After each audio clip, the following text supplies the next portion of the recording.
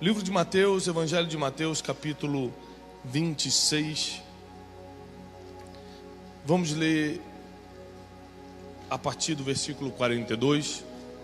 O título da mensagem de hoje é Como descobrir o seu destino. Como você entender o seu futuro.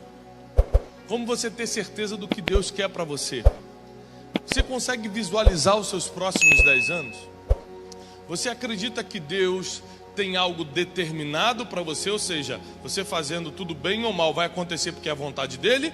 Ou você acredita que está planejado?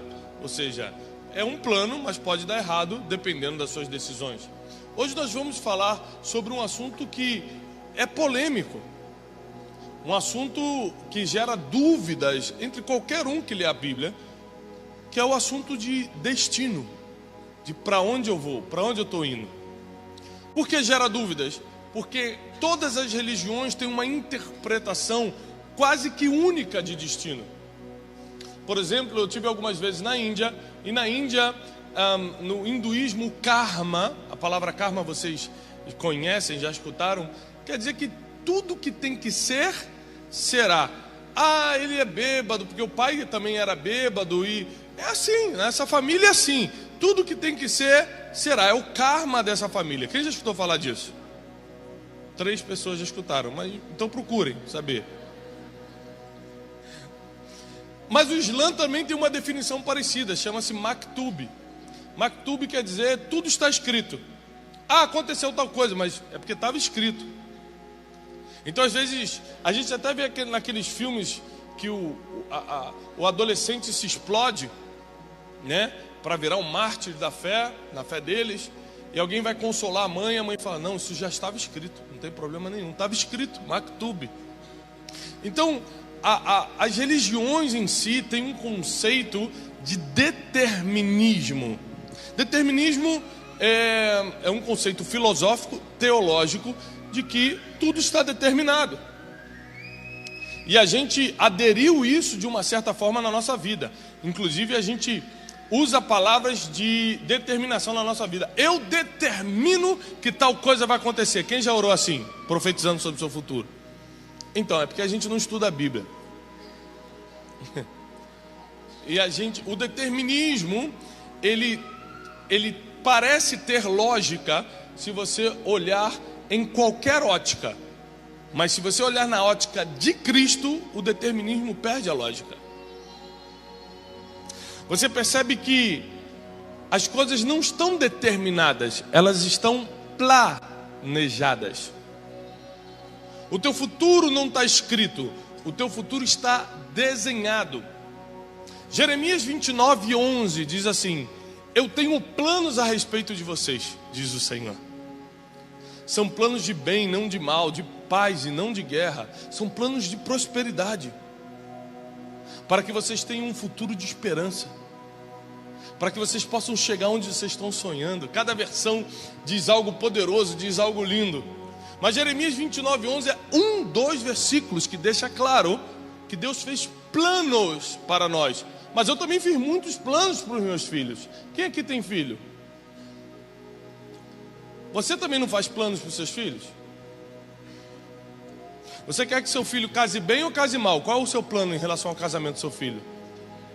Ah, esse menino tem que casar mal para aprender. É assim?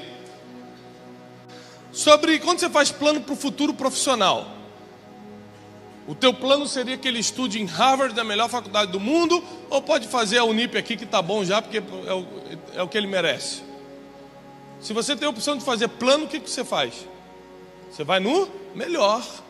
Estou correto até aqui ou só eu que faço planos de bem para os meus filhos? Agora, se eu faço planos para que a Júlia, minha filha mais velha, seja uma doutora, para que José seja um avivalista, para que o Joaquim conclua doutorado em Harvard, se eu faço esses planos, quer dizer que vai acontecer? Sim ou não?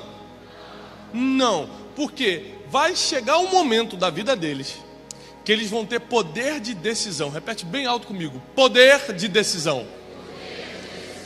Então, se eu posso ter sonhado a vida toda, 30 anos sonhando que um se torne engenheiro. Na hora ele fala: não, pai, eu quero ser médico, não quero ser engenheiro. Eu posso ter sonhado a vida toda de que um dia um deles seja pastor de igreja. Fala, não, pai, eu vou ser missionário, eu vou ficar rodando por aí na África. Porque os meus planos são como um lápis que desenha, mas as decisões são como borrachas que apagam. Logo, Deus tem um lápis, mas você tem a borracha das decisões. Ele planeja coisas para a sua vida. E de diversas formas, inclusive pelas suas decisões, você pode apagar o que Ele escreveu para você. E todos os planos de Deus são de bem e não de mal. A conspiração divina, Pai, Filho e Espírito Santo estão nos céus conspirando ao teu favor sempre. É sempre para você se sair bem, é sempre para você ganhar, é sempre para você sair do buraco, é sempre para o casamento melhorar, é sempre para a solidão ir embora, é sempre para a prosperidade chegar, é sempre para o bem. Mas por que as coisas dão errado? Porque a gente de vez em quando apaga uma parte do plano.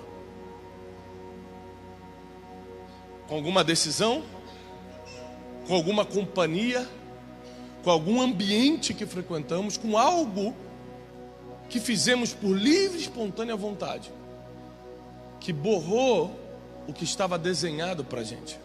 Mas não pense que isso acontece somente com você.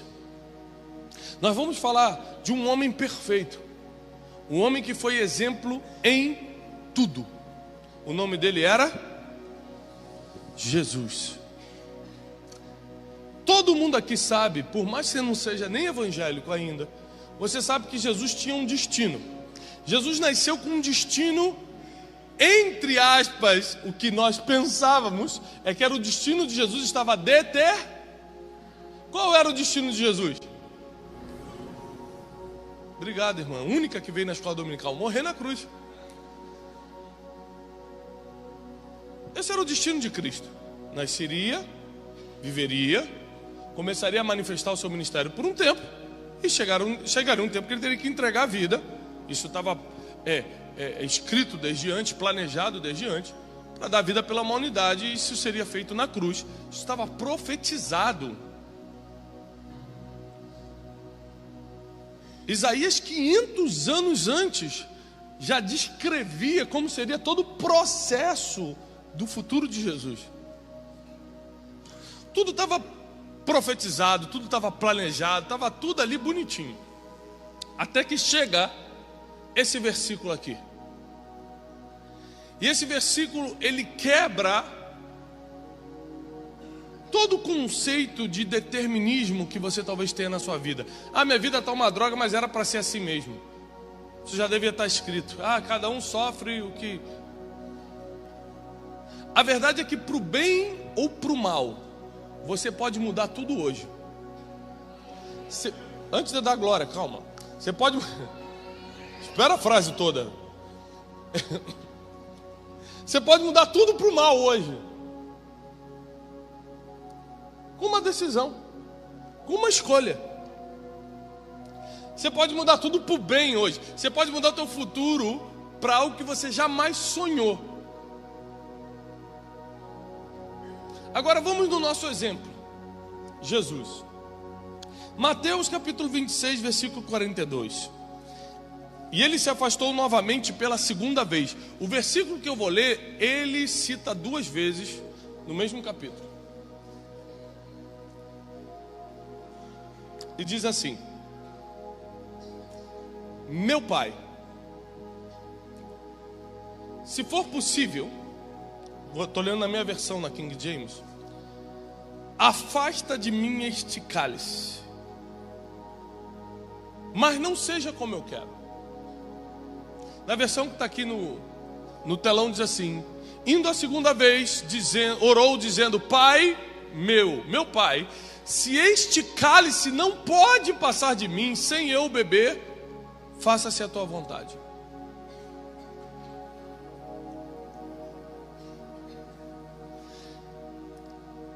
Vamos analisar esse momento aqui de Jesus. Nesse momento, faltavam 12 horas para ele ir para a cruz.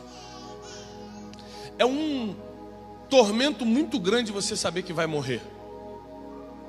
Todo mundo aqui vai morrer um dia, mas por que a gente vive bem? Porque a gente não sabe quando.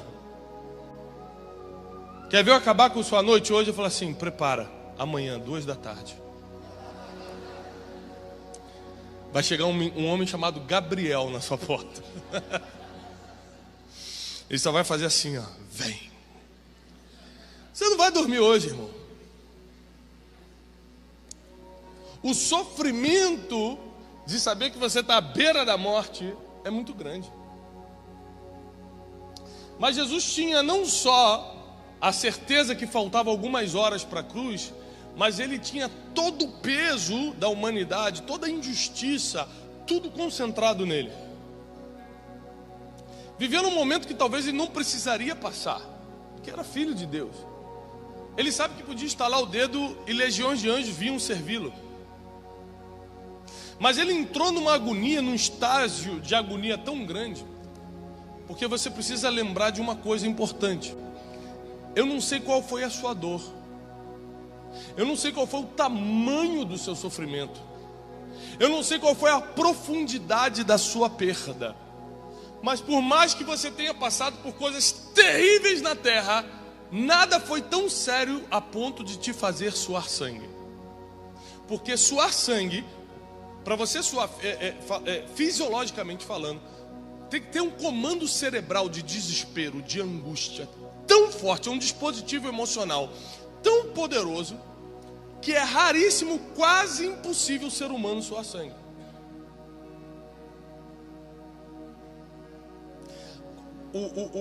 O bandido está fugindo da polícia, ele está morrendo de medo, mas ele está suando suor quando está correndo.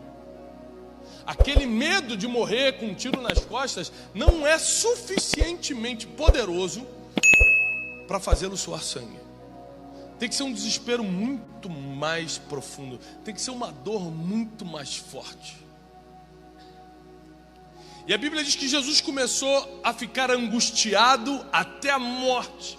Não importa qual o nível de depressão você já entrou, ele ainda estava pior do que você. E ele fez isso por um motivo: para que qualquer ser humano que se tranque no seu quarto e diga: Deus, eu estou desesperado, Deus, eu estou sofrendo muito, Jesus estará conosco todos os dias, diz a Bíblia, até a consumação dos séculos. Isso quer dizer que quando você começa a contar a tua dor, Ele está conosco todos os dias. Ele se coloca do teu lado e fala: eu sei como é isso.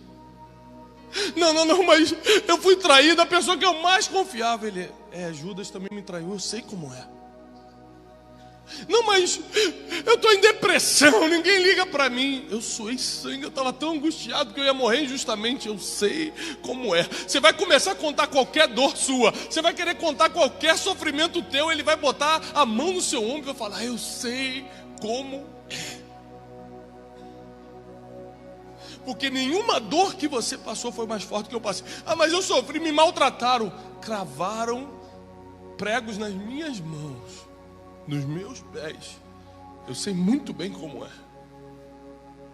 Você nunca vai poder dar uma desculpa mais convincente do que o histórico de Jesus.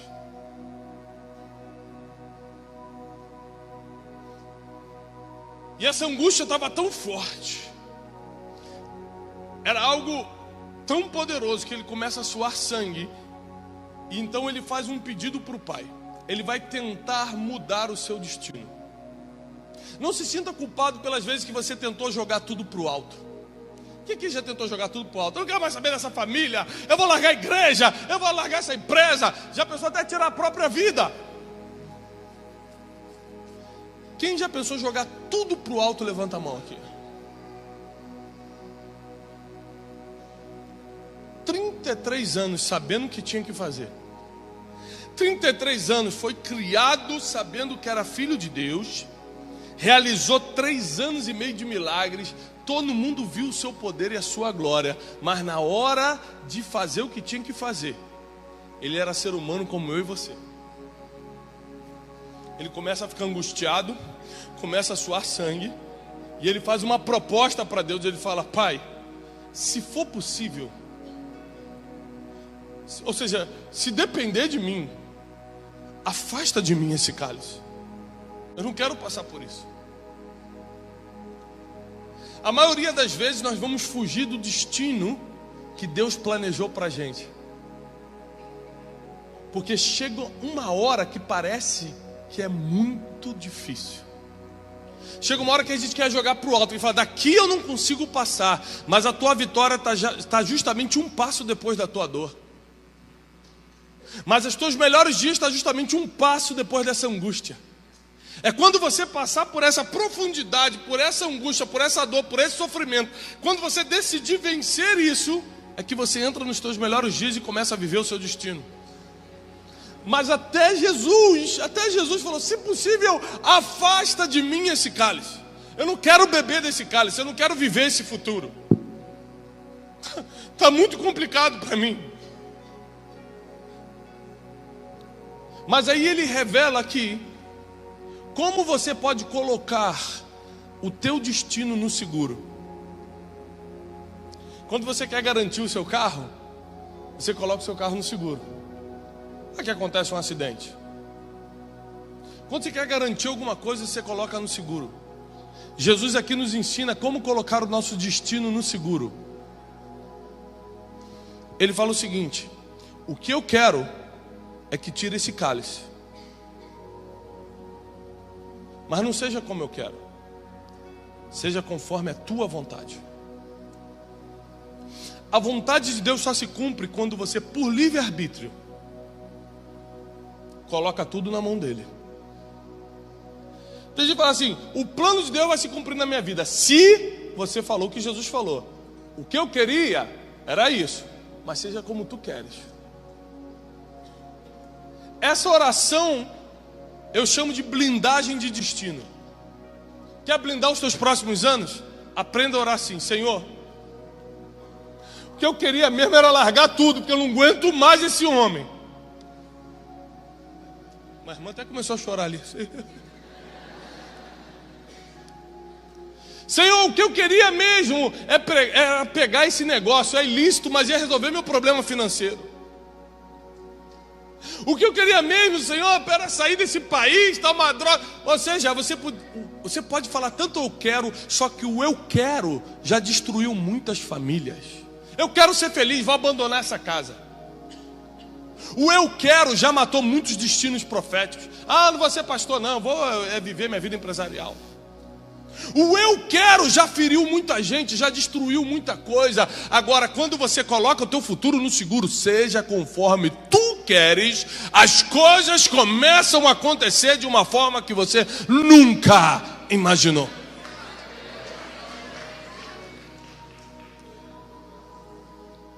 Então, quando eu percebi que Jesus tinha a opção de mudar o futuro, eu entendi que não está determinado, só está planejado. E se ele insistisse, batesse o pezinho e falasse, eu não quero mais, estou com medo. Ele tomou uma decisão que garantiu o destino dele e liberou o nosso. Porque não confunda isso. Se você deixar de cumprir seu destino, você está estragando a vida de muita gente. Se eu falhar com o meu destino profético... Ontem eu estava jantando no interior de Goiás. Antes de ontem, eu estava jantando no interior de Goiás. E aí, quando a garçonete veio servir a gente no restaurante, ela me olhou, largou, começou a chorar e falou assim: seu livro mudou minha vida. E começou a contar o testemunho. Eu falei, amém, abracei. Fiquei comentando com a minha equipe depois. Olha só como é que acontecem as coisas.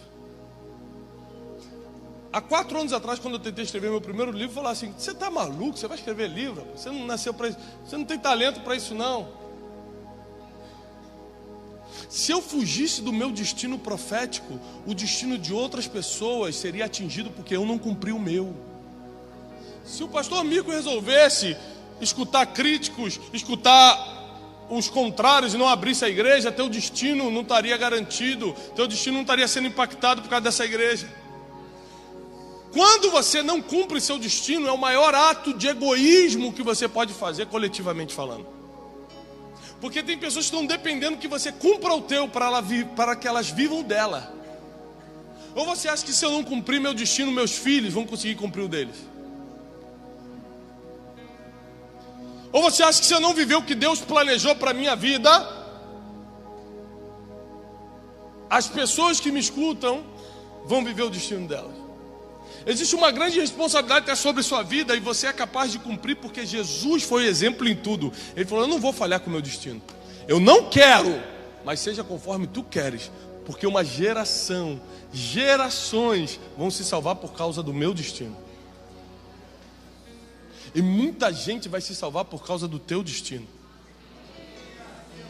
Você não tem a mínima ideia do que Deus está preparando para você, porque a Bíblia diz que nem olhos viram, nem ouvidos ouviram, nem jamais penetrou no coração humano o que Deus tem preparado para aqueles que o amam.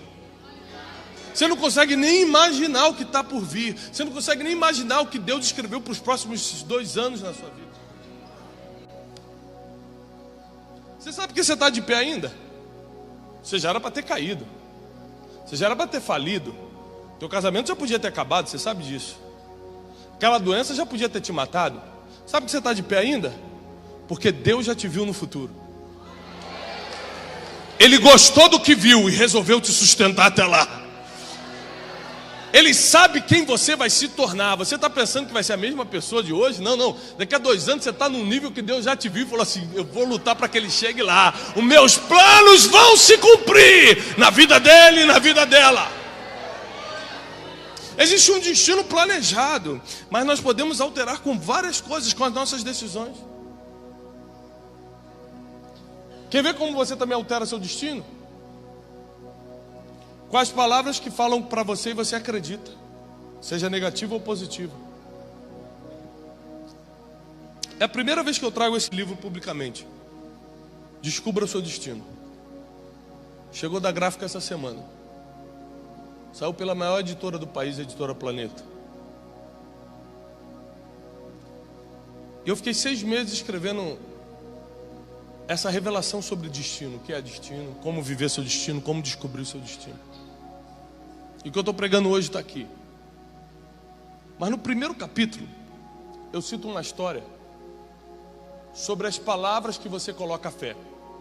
Porque é o seguinte: qualquer coisa só tem poder sobre a tua vida se você der fé a isso. Porque a fé é que dá o poder.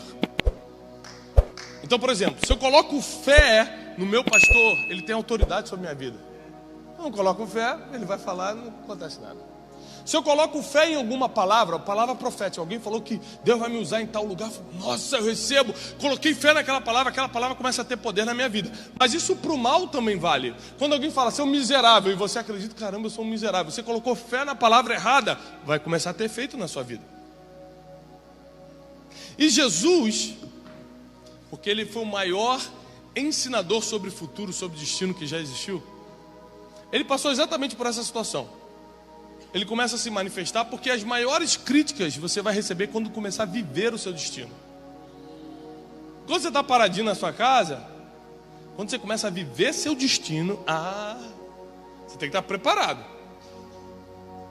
Você tem que estar preparado, irmão. A gente está fazendo a conferência destino. Quantas pessoas são revolucionadas nessa conferência, tem a vida mudada, ministérios mudados, é testemunho para tudo quanto é lado. A gente investe, traz homens de tudo quanto é país para trazer um nível de revelação profundo. Aí eu anuncio a conferência no meu Instagram, por exemplo, vem alguém embaixo e fala assim: que horrível cobrar para pregar o evangelho. Eu vou lá, irmão, eu escrevo. Dou aquela respirada. Fala: queridos, adivinhem, todo mundo que vai nessa conferência já é convertido. Portanto, nós não estamos pregando o evangelho, eles já receberam o evangelho gratuitamente. Essa conferência é um treinamento.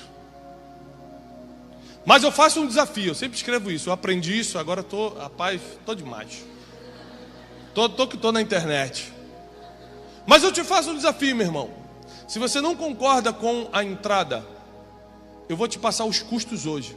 O irmão oferta, e eu dou a minha palavra aqui publicamente na internet, que eu retiro hoje todos os ingressos, fica de graça. 1.650.000, só depositar na nossa conta, eu pago tudo, todos os custos, e retiro todos os ingressos. Sabe o que acontece? Ele me bloqueia. Não quer mais conversar comigo.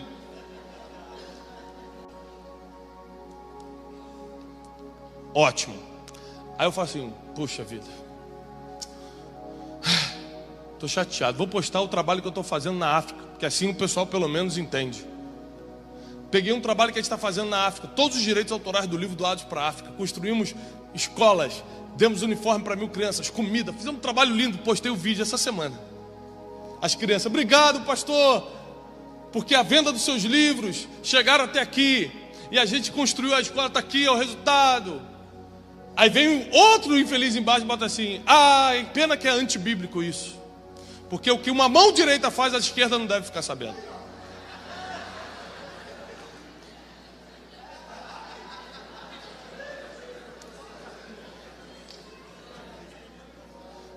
Aí minha esposa me vê, né? Aí minha esposa, peraí, o que está acontecendo? Eu falei, não, aqui, não sei o quê. Ela, Tiago, isso só acontece porque você está vivendo o seu destino. Se você estivesse em casa infrutífero, sem fazer nada, cheio de dívida, cheio de... essas pessoas, ai, tadinho desse pastor, até te dava oferta. Mas quando você começa a viver o seu destino, você tem que estar preparado para isso.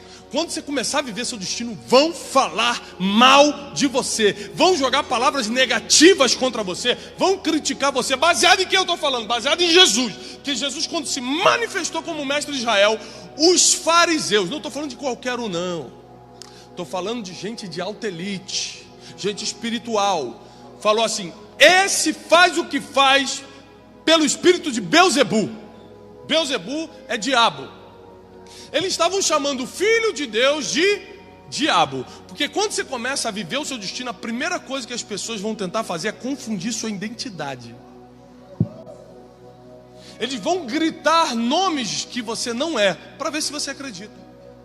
Porque tem gente que está tão fraca emocionalmente que acredita até que no que o inimigo fala.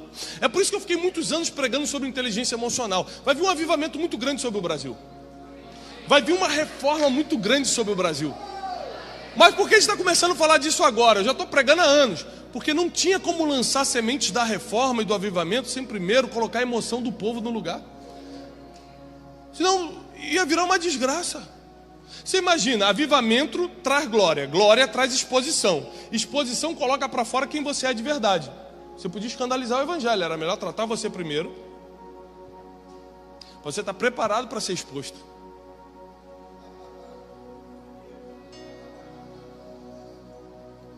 Aí quando eu pregava só sobre inteligência emocional, mas rapaz, esse cara, em vez de pregar sobre a volta de Jesus, está pregando sobre inteligência emocional. Sabe por quê?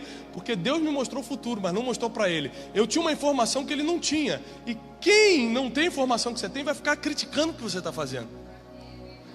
Não escute os críticos, continua fazendo o que Deus mostrou para você fazer. Então aqueles homens chegaram assim, aí é Belzebu, ó. O que ele faz é pelo espírito de Belzebu. Aí ele vai para o Jordão ser batizado. Quando ele sai do Jordão, Jesus, ele escuta uma voz do céu. A voz da onde? E a voz dos fariseus vinha do lado. Tem gente que não sabe nem dar crédito à voz. Está vindo do lado ou está vindo de cima? A voz que veio de cima falou o seguinte, ó.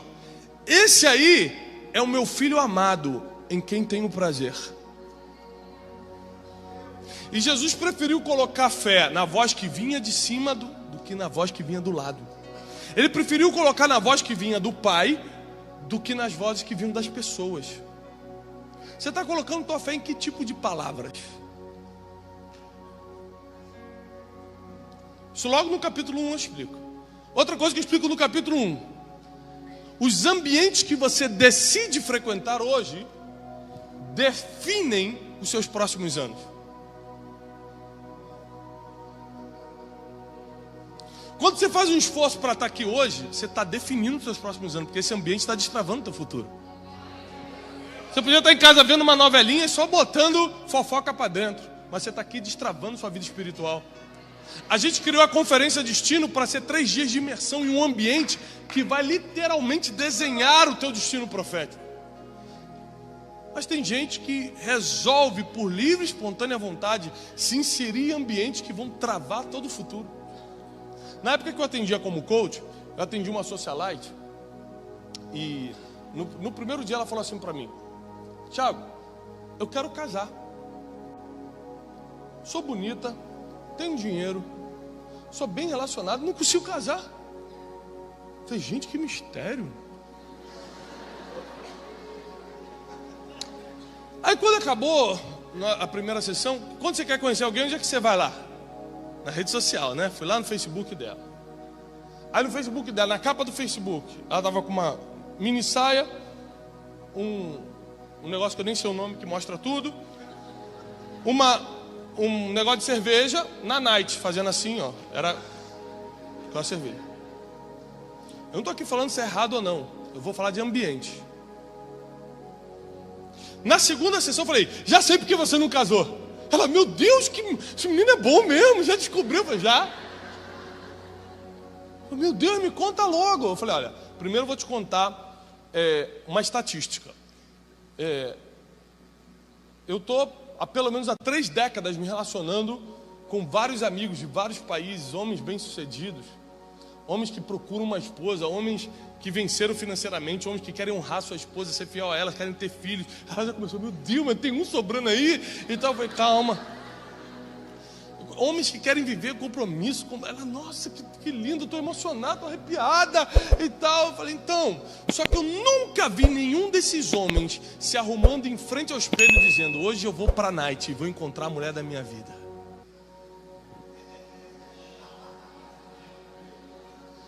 Porque o que você está procurando não está no ambiente que você está frequentando. Então a questão não é se é pecado ou não, a questão é se é coerente com o seu destino. A incoerência, capítulo 5, a incoerência é um dos maiores causadores de morte de destinos proféticos. Qual o seu sonho? Meu sonho é ser médico. E a faculdade? Estou fazendo de computação porque dá mais dinheiro, né? Incoerência com o seu futuro. Ambientes que são incoerentes com o que você está sonhando. Eu sonho em ser um homem de Deus, então pague o preço que for para estar em ambientes que vão lhe dar um ministério frutífero. Não, meu sonho é restaurar minha família, então esteja em ambientes familiares. Ou seja, seja coerente com o teu futuro. Cuidado com a fé que você dá nas palavras e cuidado com os ambientes que você frequenta, participa. Quem me acompanha sabe que eu tenho uma agenda muito apertada. Mas semana passada eu parei tudo, peguei fiz um voo chato para ir lá na Guatemala, ficar 3 dias sentado anotando, de 9 da manhã às 10 da noite, numa conferência para líderes. Por quê? Porque no meu futuro está planejado ser um treinador de líderes. Então eu preciso pagar o preço, investir meu tempo, meu dinheiro, para estar em ambientes que formam líderes. Senão eu vou ser incoerente com o meu destino.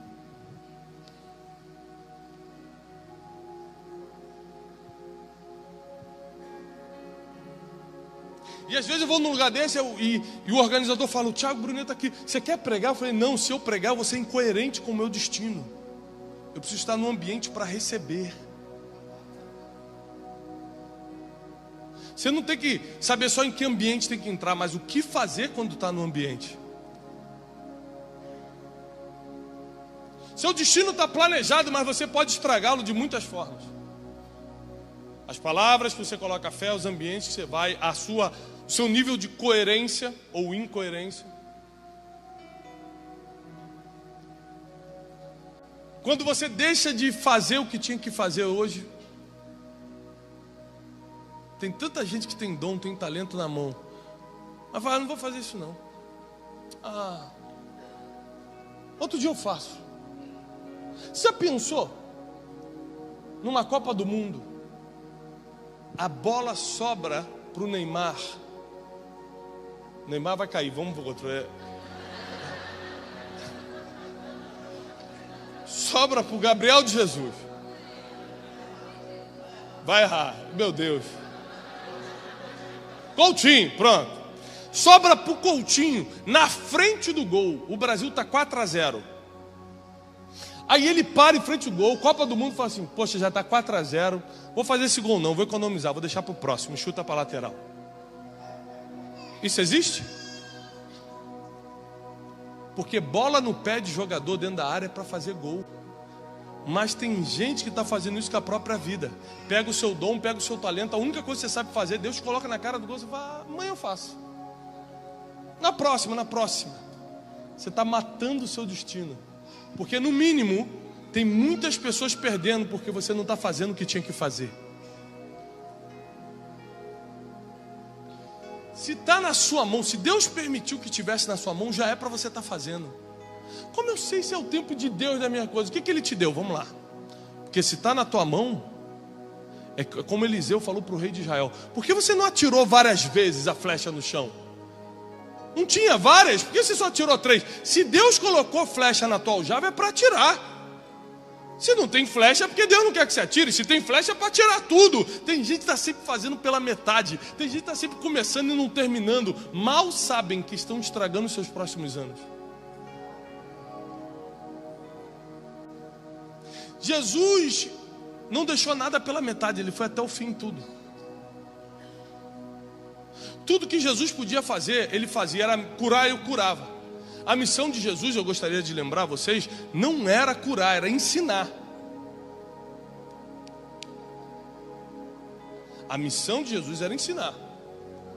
Ele saía de uma cidade para outra. Qualquer versículo que você vê Jesus se movimentando, ele está indo de uma cidade para outra para ensinar. Os milagres iam acontecendo no caminho. Por quê? Porque ele tinha o poder da cura, ele não desperdiçava a oportunidade, ele não deixava nada para amanhã.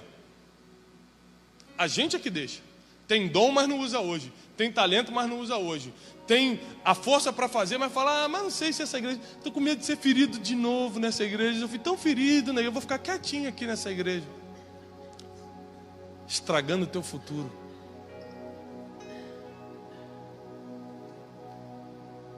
Mas pastor, já me usaram muito nessas igrejas aí, já fui muito usado. Mas não era você que se trancava no quarto e falava: usa-me, Senhor!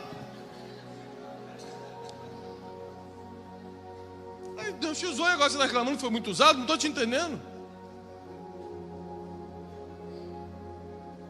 Nós nascemos para dar o nosso melhor. Aonde nós estamos? Naquilo que Deus confiou na nossa mão. Com isso, nossos dias estão sendo construídos. Muitas coisas que eu estou desfrutando hoje, eu trabalhei há 3, 4 anos atrás com o meu melhor.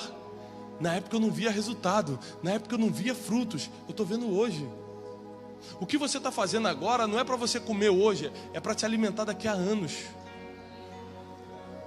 As sementes que estão caindo da tua mão no chão agora, não é para que você veja uma árvore crescer agora, é para que faça sombra para você mais tarde.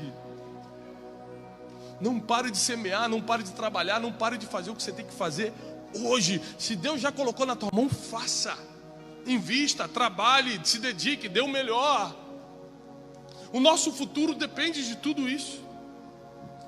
E toda vez que você pensar em desistir porque não está aguentando, porque está ferido, porque está machucado, porque está muito difícil de carregar, quantas vezes nós já tentamos também deixar as coisas? Quantas vezes eu tentei deixar as coisas, falei: vou diminuir meu ritmo.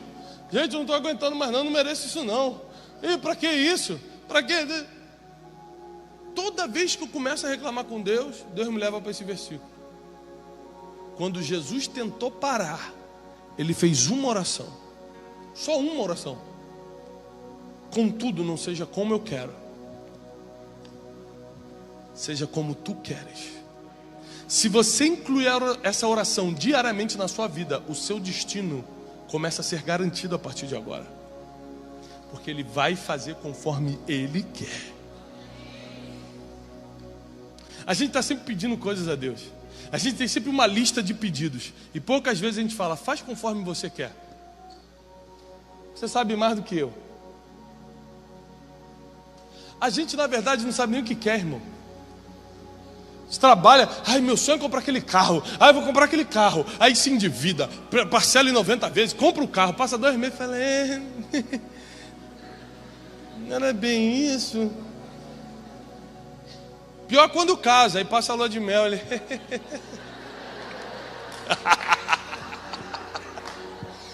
Bom, vamos para o próximo exemplo. Ou seja, a gente nem sabe o que quer. Não é melhor já colocar na mão daquele que já viu a gente lá na frente? Orar é consultar quem já te viu no futuro. Ele já viu o que você vai ser, o que você vai passar, o que você suporta, o que você não suporta. Deixa tudo na mão dele. e vai fazendo a tua parte hoje. E vai trabalhando hoje. E vai andando com pessoas que liberam o seu destino. Eu tenho ensinado isso incansavelmente. As pessoas, duas coisas. As pessoas que você anda e os livros que você lê são parte desse lápis que desenha o seu futuro.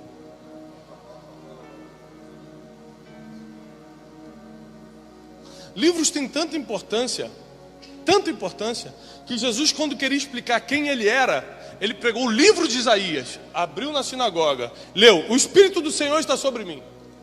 Ele me ungiu para pregar boas novas aos quebrantados. Começou a citar, fechou o livro, diz a Bíblia, e disse: eu sou esse, hoje se cumpre essa palavra. Até Jesus usou um livro para mostrar quem ele era. Machado de Assis dizia, e é algo verídico, que um país se constrói com pessoas e livros. Então você tem que ter muito cuidado com as pessoas que você se junta e com os livros que você lê.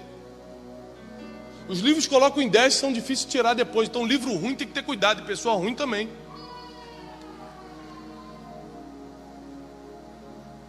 Mas hoje, muita coisa que eu faço é fruto de uma série de livros. Quando eu tinha 11, 12 anos, meu pai ganhou uma série de livros do John Maxwell, um treinador de líderes famoso, um pastor. Ficou lá em casa abandonada aquela série de livros. Eu pegava com 11, 12 anos e lia quando chegava da escola. E comecei a ler sobre liderança com essa idade. Essa semente entrou no meu coração. Com 16 anos eu apresentei um projeto de liderança para a escola dominical da minha igreja, com 16 anos. Mas por quê? Porque o Espírito desceu sobre mim, eu fui arrebatado. No terceiro céu Deus me mostrou o líder. Não! Porque os livros me influenciaram para isso. Pessoas e livros influenciam o seu destino. Então você tem que ter cuidado com as decisões que toma, com os ambientes que frequenta, com as palavras que acredita, com as pessoas que se junta, com os livros que lê. É muita coisa que você tem que estar atento para poder viver o plano de Deus. Isso é só para viver o plano de Deus. Porque se você andar com a pessoa errada, a chance de você não cumprir o plano de Deus é muito grande. Aminon, filho de Davi, tinha um desejo impuro no coração. Quem lembra dessa história? Ele desejava quem? Quem ele desejava? A própria irmã. Isso é de Deus ou do diabo? Olha só, isso foi há 3.000 anos atrás. Aquela época era coisa, gente, ultrapassada. Nos dias de hoje, com toda a modernidade, pode tudo, movimento LGBT, pode tudo. Nos dias de hoje, é normal na sociedade um homem e uma irmã, um irmão e uma irmã terem relações? Não, nem nos dias de hoje. Só para você ter uma ideia da seriedade. Nem no século da liberdade é normal. Então Aminon nasce esse desejo no coração dele. Mas diz a palavra, lhe pareceu a Aminon impossível tocar em sua irmã. Porque era irmã, se tocasse teria que casar, não dava para casar irmão com irmão, então ele foi tirando a cabeça. O único problema que Aminon, sendo filho do rei, tinha um amigo chamado Jonadab. Filho do rei, quantos aqui são filhos do rei? 3, 4, 5? Glória a Deus, 5, 6 filhos do rei. Quem aqui é filho do rei? Filho do rei tem que selecionar muito bem com quem anda. E Aminon não selecionou, porque Jonadab foi o que deu a ideia de ele colocar o pior que tinha para fora. Falou assim: por que você não pede ao seu pai para enviar Tamar para o seu quarto para cozinhar para você? Você se finge de doente. E aí quando você estiver sozinho, você faz o que tem que fazer. Tem coisas que você jamais teria coragem de fazer, por mais que tenha passado pela sua cabeça, você jamais teria coragem de fazer. Mas o amigo errado te dá estratégia para você morrer, porque Aminon morreu depois.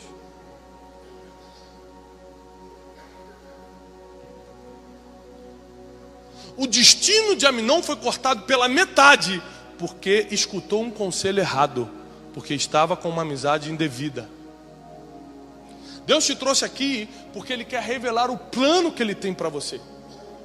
Ele revela de várias formas. Eu lembro que com 15 anos eu estava numa conferência com 4, 5 mil pessoas no Rio de Janeiro. E o pastor americano estava pregando. Ele olhou e falou: esse jovem aí de camisa vermelha lá atrás, era eu. Ele falou: vem cá na frente. Eu fui andando e ele falou assim: olha, Deus vai te levar por muitas nações para pregar.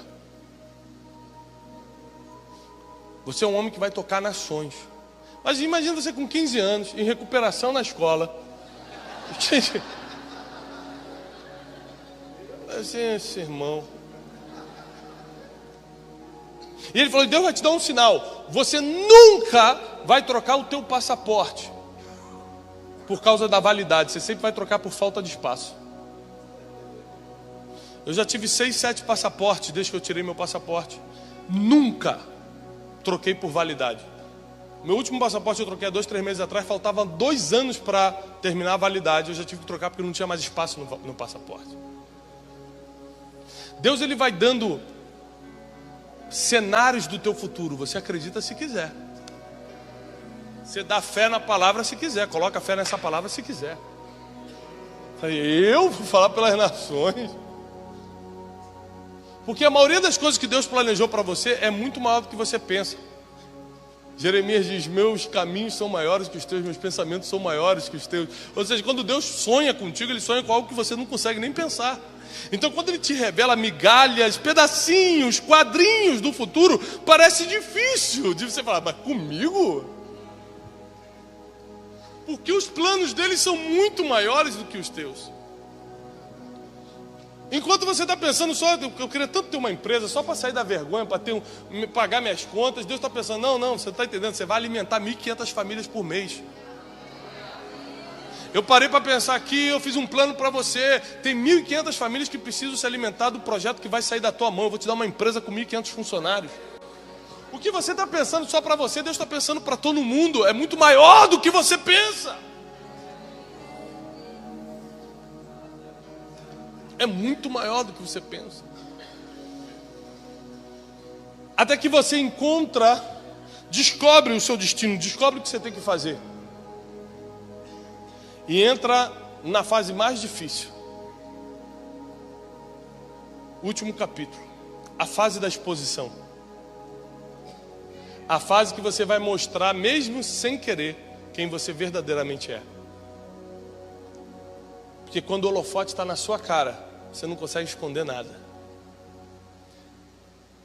Quando você está passando por um problema, Deus não está preocupado com o problema que você está passando, mas em quem você está se tornando durante esse processo. Por quê? Porque para você viver a fase da exposição, você tem que ter se tornado algo no processo difícil que passou. A maioria das pessoas, quando entram em exposição, não duram muito, porque não sabe lidar nem com a crítica no Facebook. Como é que vai lidar com a crítica cara a cara? Não sabe lidar nem com as pequenas propostas. Como é que vai resistir às grandes tentações? Tudo que você está passando é porque Deus já te viu lá na frente. E lá na frente você vai estar exposto. Ele está te fazendo passar por isso para te amadurecer. Para na fase de exposição você mostrar a tua melhor fase, a tua melhor parte, a tua melhor cara, a tua melhor versão. O que você está passando é para te amadurecer para a hora da exposição. Quando Deus levanta alguém. Quantos ministros me procuram e falam: Tiago, eu faço tudo certo. Eu oro, eu sou obediente ao meu pastor, eu sou dizimista, mas parece que isso não acontece. Eu falei: porque você ainda não está preparado para ser exposto, senão Deus já teria te exposto. É só uma questão de preparação. Você está vivendo bem os seus processos? Ah, mas é muito difícil. É claro, senão não é processo. Se não for difícil, a gente não aprende.